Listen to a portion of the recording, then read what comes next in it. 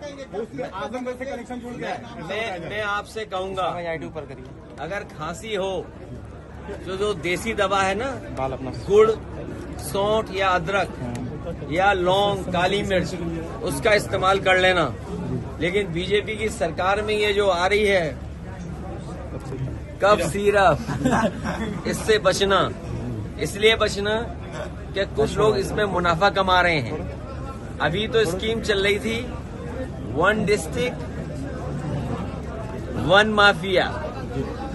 ये ODOP नहीं है, ODOM है ये, 1 डिस्ट्रिक्ट 1 माफिया।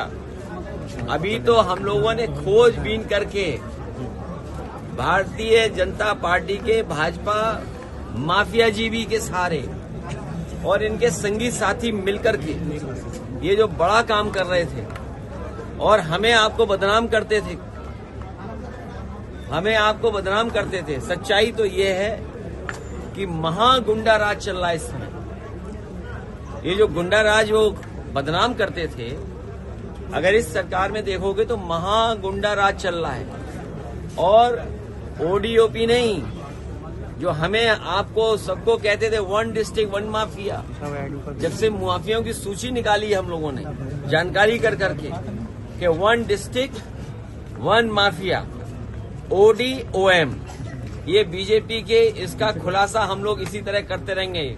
इनकी जो हेरा फेरी है, पोल पट्टी, हम लोग इसी तरह खोलते रहेंगे। योगी जी ने कहा है